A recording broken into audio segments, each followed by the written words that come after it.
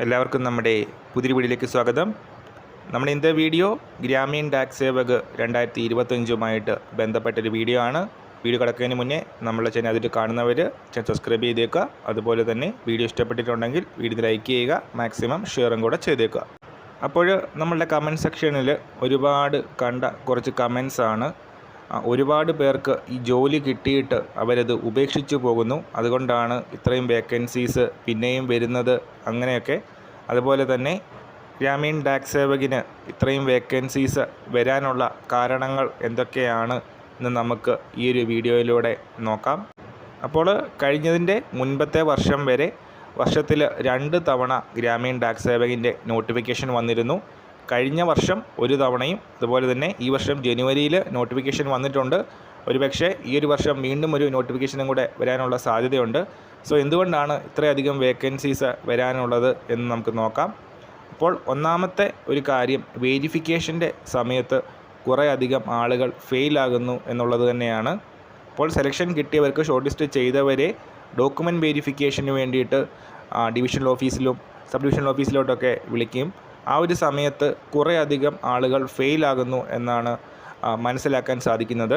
ഇതിനൊരു പ്രധാന കാരണം, നമ്മൾ അപ്ലൈ ചെയ്യുന്ന സമയത്ത് സർട്ടിഫിക്കറ്റ്സ് ഒന്നും അപ്ലോഡ് ചെയ്ത് കൊടുക്കുന്നില്ല എന്നുള്ളത് തന്നെയാണ്. SLCയുടെ മാർക്കാണെങ്കിൽ പോലും നമ്മൾ മാർക്ക് മാത്രമാണ് അപ്ലോഡ് ചെയ്യുന്നത്. ഡോക്യുമെൻറ്റ് വേരിഫിക്കേഷൻ്റെ സമയത്താണ് നമ്മൾ സർട്ടിഫിക്കറ്റ്സ് ഹാജരാക്കുന്നത്. സോ ഈ ഒരു എറർ കൊണ്ട് ഒരുപാട് പേര് റിജക്റ്റ് ആകുന്നുണ്ട്. അതുപോലെ തന്നെ EWS സർട്ടിഫിക്കറ്റ് താലൂക്ക് ഓഫീസിലെ EWS സർട്ടിഫിക്കറ്റാണ് വേണ്ടത്. കേന്ദ്ര സർക്കാരിൻ്റെ വേക്കൻസി ആയതുകൊണ്ട് തന്നെ താലൂക്ക് ഓഫീസിൽ നിന്നുള്ള EWS സർട്ടിഫിക്കറ്റാണ് നമ്മൾ ഡോക്യുമെൻറ്റ് വെരിഫിക്കേഷൻ്റെ സമയത്ത് ഹാജരാക്കേണ്ടത്. അതുപോലെ തന്നെ കുറേയധികം ആളുകൾ സൈക്കിൾ ഓടിക്കാൻ അറിയാതെ ഈ ഒരു വേക്കൻസിക്ക് വേണ്ടി രജിസ്റ്റർ ചെയ്യുന്നുണ്ട് എന്ന് മനസ്സിലാക്കുന്നു. സൈക്ലിംഗ് നോളജ് അല്ലെങ്കിൽ 2 വീലർ ലൈസൻസ് നമ്മൾ ഡോക്യുമെൻറ്റ് വെരിഫിക്കേഷൻ്റെ സമയത്ത് അല്ലെങ്കിൽ അവർ പറയുന്ന ആ സമയത്തിനുള്ളിൽ ഹാജരാക്കേണ്ടതായിട്ട് ഉണ്ട്.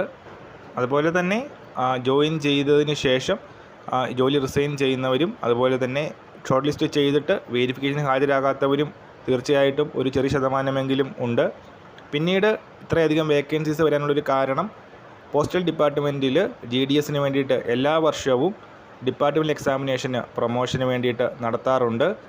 മൾട്ടി ടാസ്കിംഗ് സ്റ്റാഫ് അതുപോലെ തന്നെ പോസ്റ്റ്മാന്, പോസ്റ്റ് അസിസ്റ്റൻ്റ് ഒക്കെ ആകാനായിട്ട് GDS സ്റ്റാഫിന് അർഹതയുണ്ട്. സോ അങ്ങനെ പ്രൊമോഷൻ വഴി വേക്കൻസീസ് എല്ലാ വർഷവും ഉണ്ടാകുന്നുണ്ട്. ഇപ്പോൾ കഴിഞ്ഞ തവണ ഏകദേശം 2500ഓളം വേക്കൻസീസ് ഡൽഹി സർക്കിളിൽ വന്നിട്ടുണ്ടായിരുന്നു. അപ്പോൾ കേരളത്തിലെയും GDSന് അപ്ലൈ ചെയ്യാനായിട്ടുള്ള അവസരമുണ്ടായിരുന്നു. അങ്ങനെ കുറേയധികം ആളുകൾക്ക് ഡൽഹി സർക്കിളിൽ MDS ആയിട്ടും പോസ്റ്റ്മാനായിട്ടും മെയിൽ ഗാർഡായിട്ടും ഒക്കെ പ്രൊമോഷൻ ലഭിച്ചു എന്നാണ് മനസ്സിലാക്കുന്നത്. ആ ഒരു കാരണം കൊണ്ട് തന്നെ കുറേയധികം വേക്കൻസീസ് ഈ വട്ടം ഉണ്ടായി. അതുപോലെ തന്നെ മറ്റ് എക്സാമുകളും കേരള സർക്കിളിൽ തന്നെ MDSും പോസ്റ്റ്മാനും മെയിൽ ഗാർഡും ഒക്കെ ആകാനുള്ള അവസരം GDS സ്റ്റാഫിന് ഉണ്ട്. 3 വർഷം പൂർത്തിയാക്കിയവർക്ക് മുതൽ അവസരമുണ്ട്. കഴിഞ്ഞ തവണ അത് 2 വർഷമായിരുന്നു MDSൻ്റെ എക്സാം എഴുതാനായിട്ട്. അതുപോലെ തന്നെ പോസ്റ്റ്മാൻ എക്സാം എഴുതാനായിട്ട് 5 വർഷമുള്ളത് 4 വർഷം എന്നൊരു ചുരുക്കി കൊടുത്തിരുന്നു കഴിഞ്ഞ തവണ മാത്രം. സോ അങ്ങനെ പ്രൊമോഷൻ വഴിയും കുറേയധികം വേക്കൻസികൾ ഉണ്ടായി. അതുപോലെ തന്നെ റിട്ടയർമെൻറ്റും കുറച്ചധികം വേക്കൻസികൾ കോൺട്രിബ്യൂട്ട് ചെയ്തു. സോ അങ്ങനെ പല കാരണങ്ങൾ കൊണ്ടാണ് GDSൻ്റെ വേക്കൻസീസ് ഈ വട്ടവും നല്ല രീതിയിൽ വന്നിട്ടുള്ളത്. സോ പരീക്ഷയില്ലാതെ SLCയുടെ മാർക്കിൻ്റെ അടിസ്ഥാനത്തിൽ മാത്രം ഗവൺമെൻറ് ജോലി നേടാൻ പറ്റുന്ന ചുരുക്കം ചില അവസരങ്ങളൊന്നു തന്നെയാണ് ഗ്രാമീൺ ടാക്സ് സേവക്. സോ തീർച്ചയായിട്ടും ഗ്രാമീൺ ടാക്സ് സേവകിൻ്റെ ജോലി ലഭിക്കുന്നവർ ജോയിൻ ചെയ്യുക. അപ്പോൾ ഈ കാര്യം നമ്മൾ ഇന്നത്തെ വീഡിയോ പുതിയ വീഡിയോയുമായിട്ട് ഉടൻ തന്നെ കാണാം.